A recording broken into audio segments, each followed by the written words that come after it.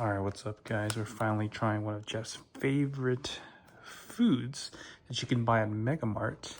I probably won't be going back to Megamart anytime soon because I stopped working in Newark and I used to go to the Fremont Megamart pretty often. Good times.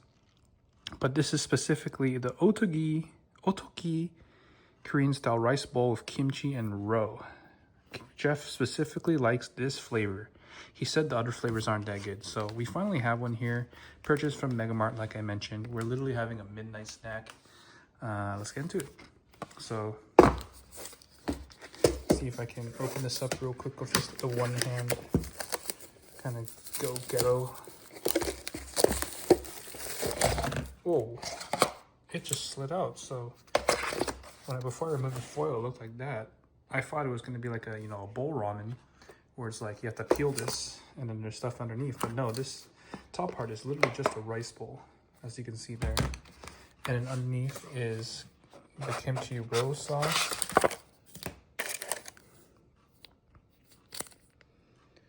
Ottogi sesame oil. Seasoned seaweed. And oh, very cute. They even give you a little spoon that's extendable. You can see, you can slide that up. I like that. So the directions, 1 minute 20 seconds. Open the lid of the rice bowl up to the dotted line. Microwave only the rice bowl for 1 minute 20 seconds. Do not microwave kimchi. Add the hot rice, kimchi roe sauce, seasoned seaweed, and sesame oil to the large boil. Mix well and enjoy. Seems pretty simple, actually. So all we have to do is pull this open. Where is the line? Is it literally just up to there? Is that it? I'm not sure if I have to open up even more. I'm gonna just do that. Let me see what it says here. To the dotted line. I mean, it's literally just like barely. If anything, I've opened it a little bit too much. Okay, 1 minute 20 seconds.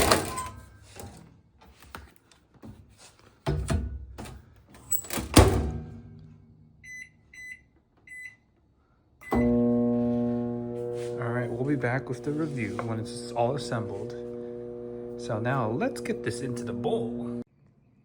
Nice. All right, let's try this out. Ottogi's Korean style rice bowl with kimchi and roe going in. Here's what it looks like after it's been all mixed up. Looks pretty good, actually. The one thing I'll say is I'm a little bit disappointed by the portion size because this bowl looks huge when you buy it.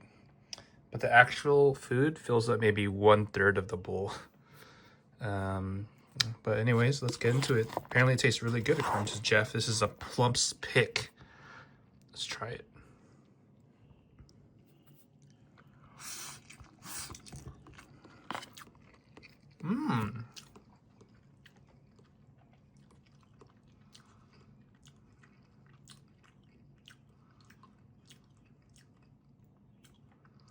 Yeah, that's good.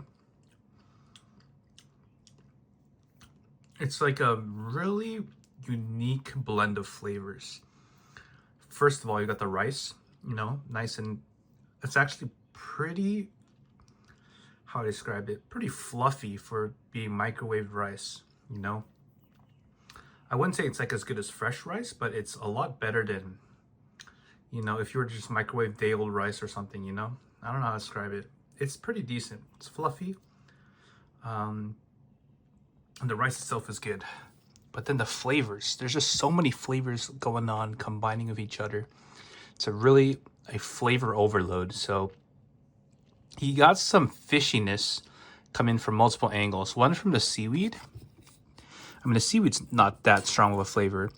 But then, of course, you have what I would call the primary ingredient, which is the roe.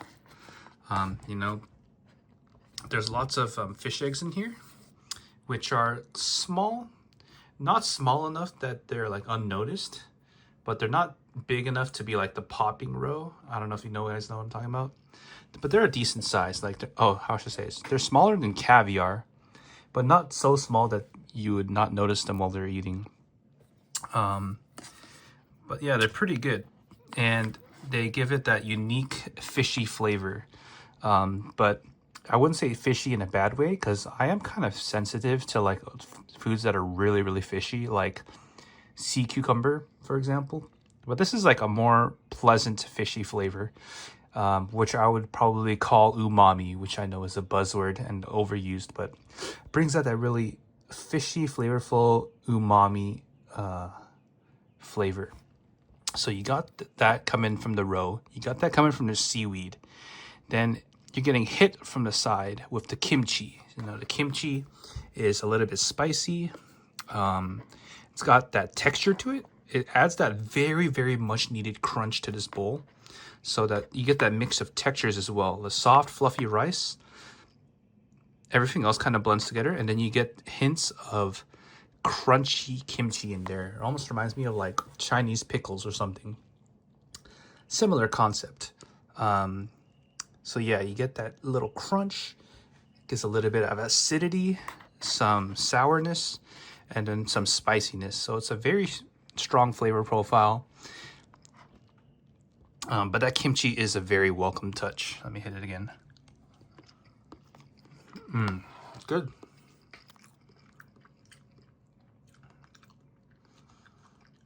And finally, there's some sesame oil in here. Now, I'm a believer that I think sesame oil just makes everything better in regards to using it in Asian cuisine. So the sesame oil just elevates that flavor just a little bit, gives it a little bit of fragrance, and overall elevates the dish. So honestly, this tastes really good. Like I said, all of that stuff. I said that all that mumbo jumbo. But at the end, the flavor it's good, but it didn't blow me away, so to speak. I would probably still prefer to eat a bowl of instant ramen, not gonna lie. Although the instant ramen tastes way more artificial, I do like that like spicy MSG flavor. This tastes really good, but it's kind of, all the flavors kind of blend together, and it doesn't have like one, I would say, like standout flavor. It's like a blend of, it becomes kind of homogeneous once you mix it all together.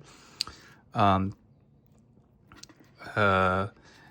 homogeneity, I don't know if that's a word, is broken a bit by this crunch of the kimchi, bringing a little bit of heterogeneity into there.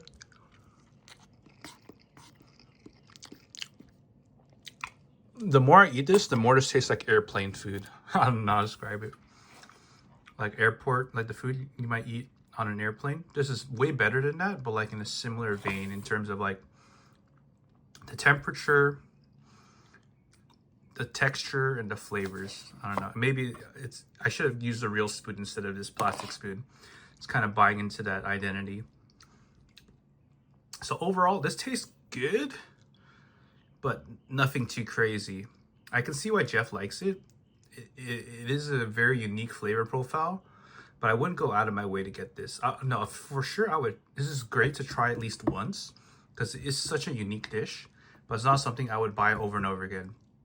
Especially considering that this is $3.99, where maybe a bowl of ramen would be like less than $1, you know? So hard to justify this. Shout out to Shofo Show in terms of value, but it does taste pretty good, and it's a great option if you want a lighter dish, something that's not going to fill you with tons of sodium, artificial flavoring, and just overall feels a little bit more healthier and lighter to eat, but still instant and still has those Korean flavors. So I would recommend this, but it doesn't have my top recommendation. But shout out to Plumbst Picks. I'll give this a 3 out of 5. Pretty good. But at $3.99 per bowl, the portion size leaves a lot to be desired, if you can see there. So yeah, that's gonna be the review for any Main Man Wing Drops. Very late night review. Shout out to this anime I'm watching right now, the multitask. I forget the exact name of this anime, but it's a Noitamina show. It's about a detective lady. And yeah, shout out to Moo, Ping Pong Animation, and the Sweet Siblings. We're done here. Hi, I'm very sorry, but this guy's making video sucks. It's a solid 6 out of 10. Yo, Annie, basically. Subscribe, like the video. Yes, my friend. Yo, like and subscribe to Windrocks, alright? It's bad when it's Chugs approved, man. Blame your fate